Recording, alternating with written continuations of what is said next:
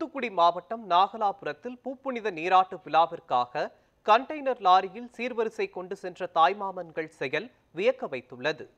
விளாத்திக்குளம் அருகே நாகலாபுரத்தைச் சேர்ந்த ஆசை தம்பி ஆனந்தி தம்பதியினரின் மகள் சாபிஷ்னாவிற்கு பூப்புனித நன்னீராட்டு விழா அவரது இல்லத்தில் நடைபெற்றது. இதில் சபீஷ்னாவின் 5 தாய்மாமன்கள் 350 சீர்வரிசை தட்டுகளை கண்டெய்னர் லாரியில் வைத்து பட்டாசு வெடித்து ஆட்டம் பாட்டத்துடன் ஊர்வலமாக கொண்டு சென்றனர். வீட்டிற்கு வந்த தாய்மாமன்களுக்கு பாத பூஜை செய்து மாலையிட்டு ஆரத்தி எடுத்து இன்முகத்துடன் வரவேற்றனர். ஊரார் வியக்கும் அளவிற்கு தாய்மாமன்கள் சீர்வரிசை கொண்டு வந்த காட்சி இணையத்தில் பரவி வருகிறது.